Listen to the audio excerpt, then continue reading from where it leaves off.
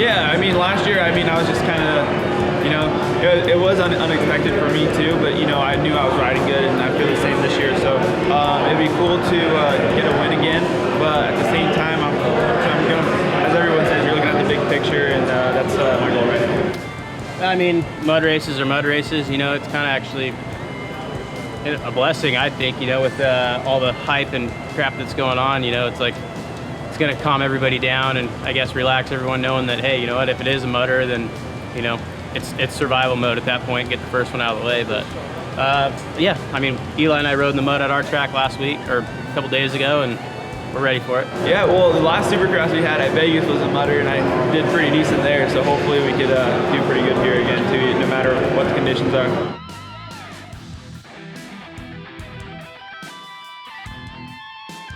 Hey, we're here with Cooper Webb, who is now in the 450 class, and I know everybody's like, oh, rookies are going to come out on fire, they're going to be fast, and they're going to crash, and they're being inconsistent. I don't feel like that's your style. I feel like you're different than the average rookie. How do you size it up? Yeah, I agree. I mean, I think hopefully I can bring that rookie speed and all that, but, you know, I feel like a little bit more of a seasoned racer for some reason. You know, I think having Chad as a teammate and Yamaha, you know, been there for so many years and has raced for so long, that they help me a lot with that, as well as my trainer. Just I have a good group around me, so I'm excited. I think hopefully I can bring that rookie speed and all that, but be there the whole season and have the endurance and, you know, all the puzzle pieces in mind. I feel like I have, just trying to put them together. So I'm not too sure, you know, what to expect for A1, but you know, I think that's the exciting part, is nobody knows. Yeah, and I think nerves always play a big part in the opener. I don't think that's the kind of thing that gets to you in a huge way. Are you going to be throwing up on the starting line, or are you're kind of no pressure situation right now? No, exactly. I mean, that's the nice thing about it is you know, nobody expects me to win, and for myself, I want to win, and that's the goal. But there is nobody, or it's all on me. You know, it's a calming situation for me, and you know, as long as I'm making progress, I think that's the biggest thing. I've said it so far, but I think after this weekend, I'll really know, okay, you know, what do we need to work on? Where do I actually sit? How's it looking for the rest of the week? Talk about the hybrid situation with your team. Like, you're still on Yamaha, but it's a different team, but then you brought some people over with you. So has it been a transition, or does it actually feel pretty normal? It feels really normal, actually. You know, every 450 race I did in the past as a 250 guy, the same guys I'm working with were working with me there. So. Yeah. I brought my mechanic Eric over, which was sweet, and then you know, Chad obviously has some guys from Tutu over there, and so it's been a really easy transition. I'm still dealing with the same people, talking to the same guys, and same suspension, same really everything. So it's definitely nice. You know, obviously it's a new bike and new challenges and stuff like that, but overall it's all the same people and it's comfortable. And your guy Swanee, you guys are rising through the ranks together. Now, you told us when you won the motocross title last year, you're like, he wants to work with you to be a champion. So now you're going to the elite level. So you're kind of doing this together. Oh, absolutely. It was pretty cool because in 2014, which was my first full year racing, was his first full year training. So it's pretty cool how we've both fed off each other to achieve the goals we have, and you know what he's built with other riders and myself and everything like that. And we just have such a solid program that, you know, I'm so happy and confident, and you know, I feel great and have fun, and you know, I'm not miserable, which I think is important. And you know, he knows when to push my buttons and when to get me fired up, but he also knows when to back off. So you know, it's cool that we're both all in and we want the same thing. And the last thing everyone was wondering is, you jump to the big classes, where will Cooper Webb put down roots? Will he be a Florida guy like everyone else? Will he just stay in California like he's done? We have an answer. You can pick the facility.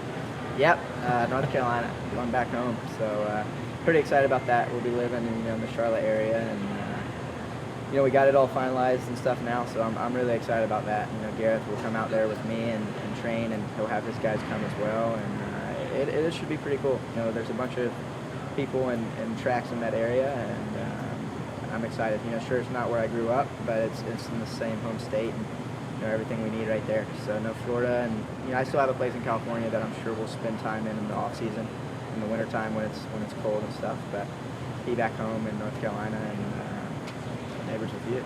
Yeah, I will be hanging out. I'll get to see this facility up close, personal. And one more thing. Okay, we know in the 250 class you can get aggressive if you need to. Is that the game you need to play here, or do you need to be a little bit more under the radar? I feel like you are not a guy that just goes after everybody. You have specific situations that you need to get in and out of. Are we going to see any of that this year?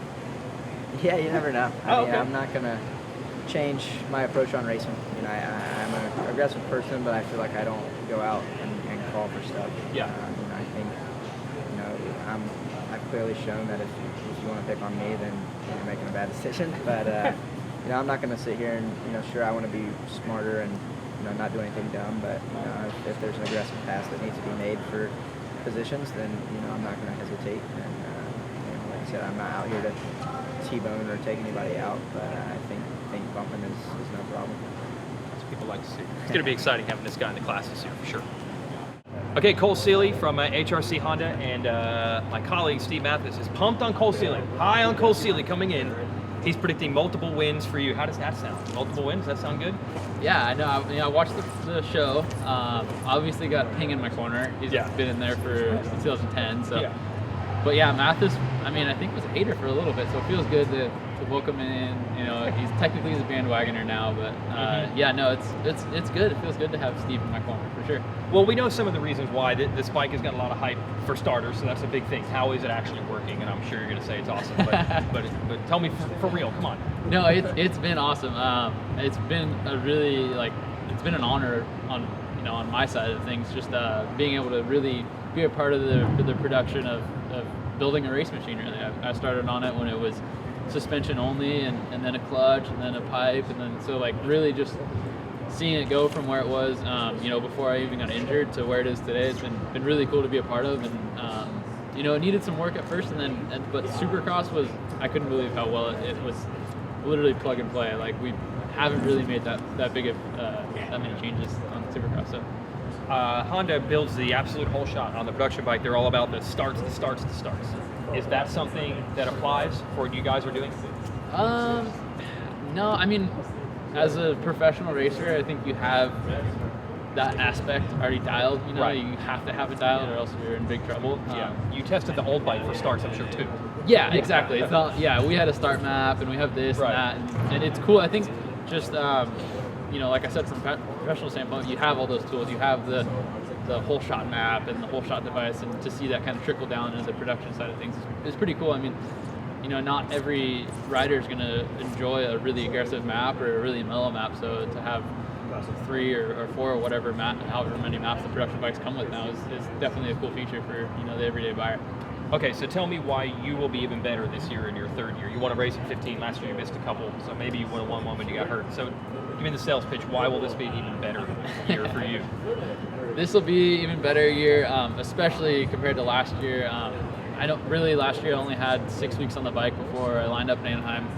It was really tough to, gather that much fitness and that much testing and all that kind of stuff in those, short amount of time. So this year I've had, before Monster Cup, I went to Japan, I got to really tinker with the bike, I got to figure out myself as an athlete, as a trainer, or to be trained. And it's been a really, really productive off season. Me and Morty were putting in a ton of laps, a ton of work, and I think it's going to pay off for sure.